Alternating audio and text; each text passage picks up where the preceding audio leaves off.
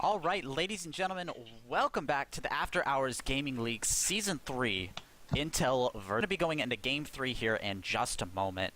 Tara, I'm so glad to have you here on the cast tonight. It's such a relief to have someone so awesome casting with me tonight. How are you doing? Thank you. I am doing great. I'm so glad to be here. I absolutely love casting with you, Dr. Zealot. You are the only person I have ever co-casted with. That's a little tidbit there, and I would not have it any other way. It is like I have to be completely not infidelity. What's the word for that? Infidelitus? I don't know the word for that. I am at a loss. My vocabulary is shrinking as we speak.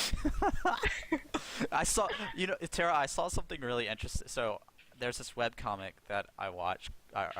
I watch. There's a webcomic I read called XKCD, and XKCD has this thing where they try to describe all of these very complex ideas and processes and all sorts of things with only the 10,000 most used words in English. And I just discovered that there's a web app that you can try to do this. So they'll give you an idea. It's like a game, right? They'll give you an idea, and then you try to describe using very simplistic words, like what a very complex idea is. So like, explain what a spaceship is using only the 10,000 most used words in English. Wow, that sounds like something I should get on the bandwagon of, because then I can explain things like infidelitus without having to try to find bigger words that actually do it justice. We will be going into Game 3 here.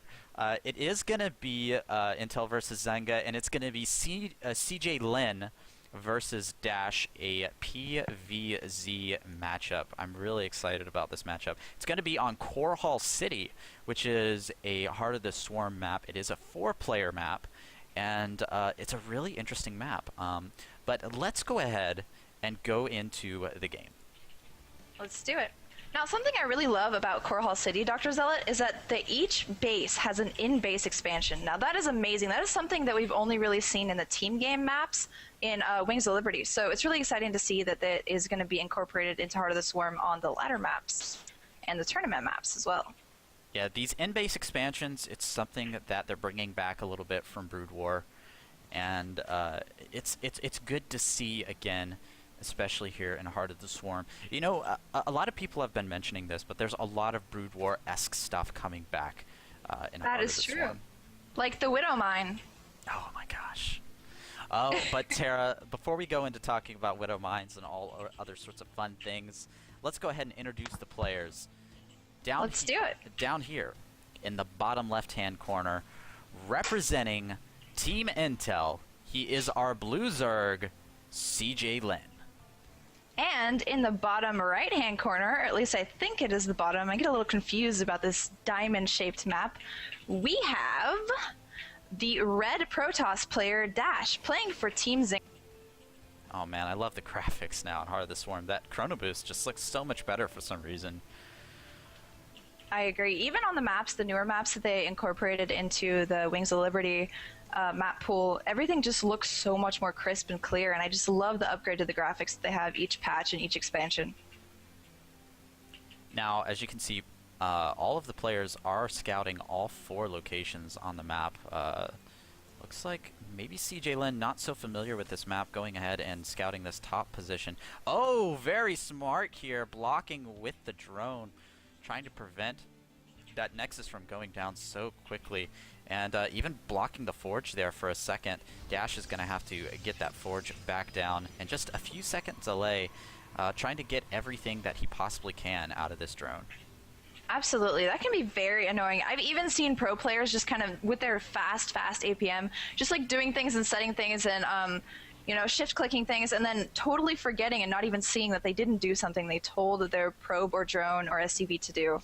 So that can be kind of annoying and kind of set you back, especially if it keeps you from expanding for a couple seconds so you can kind of get ahead of your opponent in expansions. Absolutely. Now, Tara, one thing about this map that some people have criticized a little bit that I want to address real quick is that even though it's a 4-player map, it is not completely mirrored.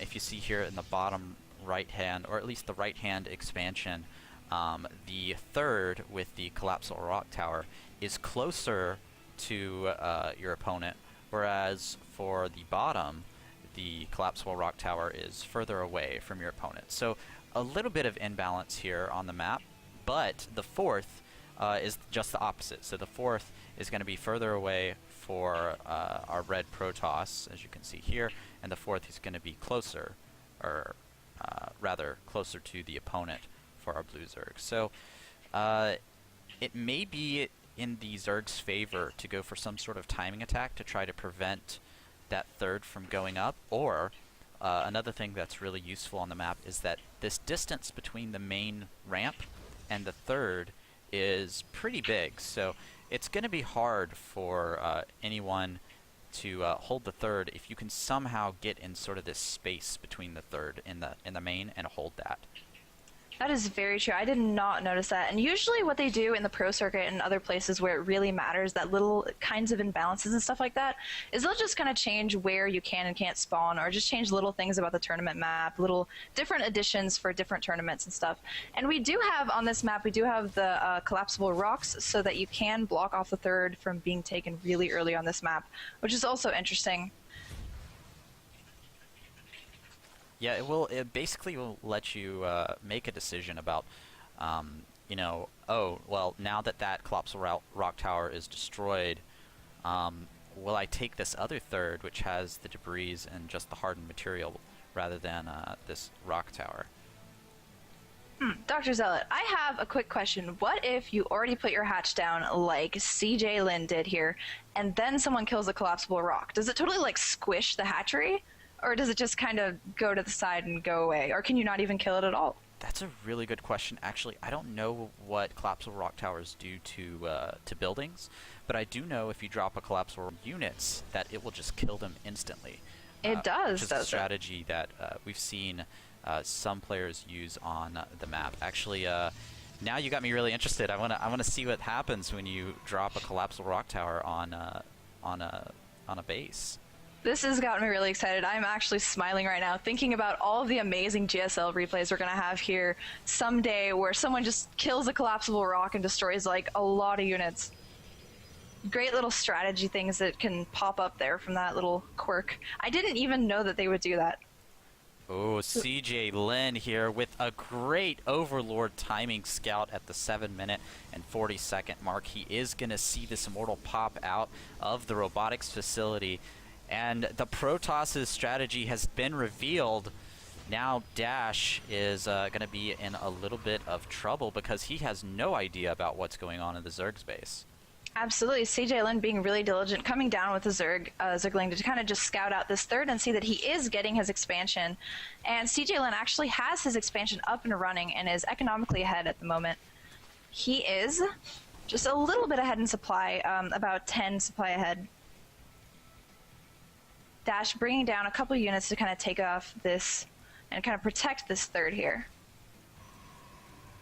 Yeah, Dash is playing a little bit of, it looks like Immortal Century style play. The Observer now heading across the map to see what's going on in the Zerg base, and that's going to be very critical for Dash.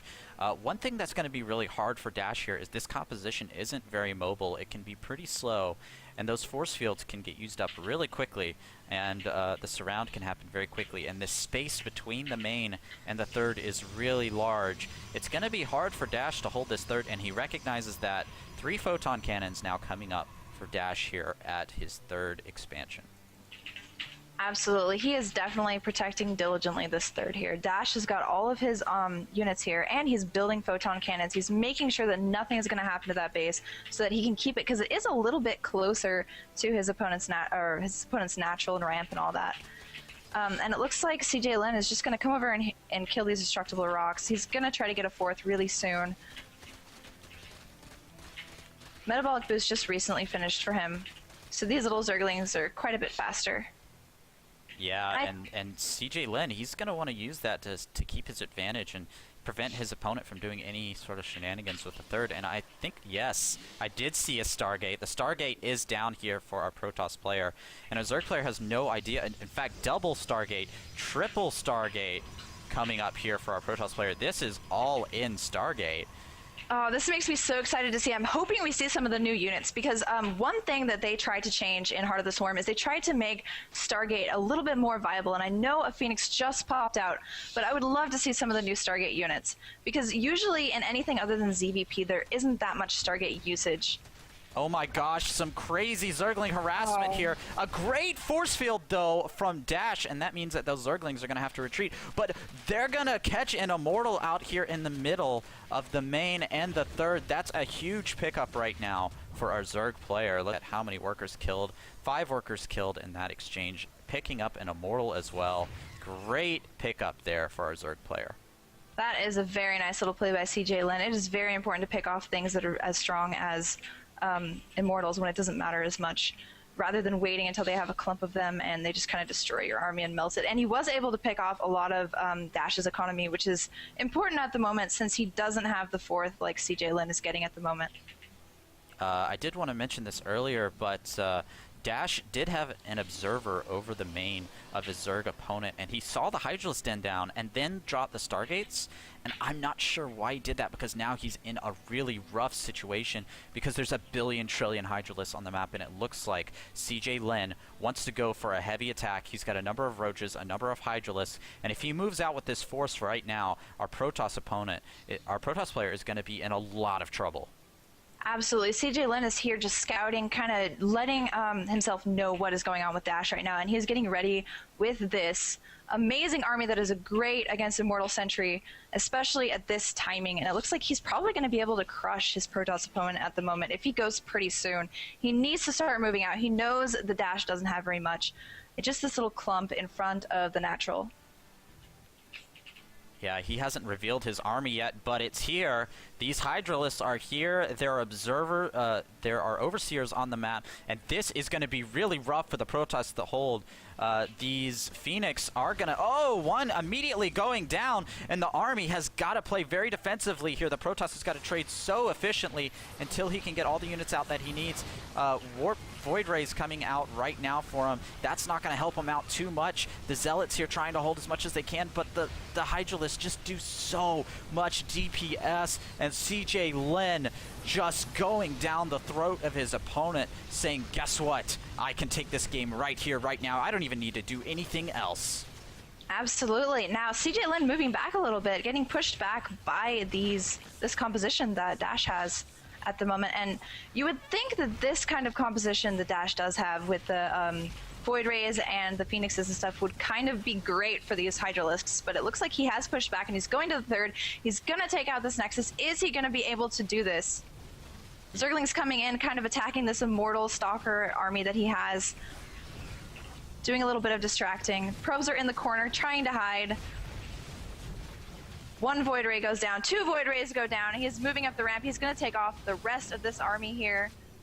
More Hydralisks moving in as reinforcements. 5, 6, 7 more coming up, and it looks like CJ Lin is really just powering through with this attack. Yeah, this is the hard thing about Core Hall City, especially the way the expansions are laid out. CJ Lin just being able to wedge himself in between the main and the third, and that is going to allow him to take this game. Dash, now at the end of his existence, says GG. Very nice play by Intel's CJ Lin. I absolutely love seeing that composition, and I kind of like watching it crush Protoss, to be honest. That was a game. I actually really enjoyed that game. And I guess that makes Intel 2 and Zynga 1. That it does. Intel is going to take game number 3 on Core Hall City. And that means that we are going to game number 4. Game number 4 coming up here in just a moment. This is the After Hours Gaming League Season 3.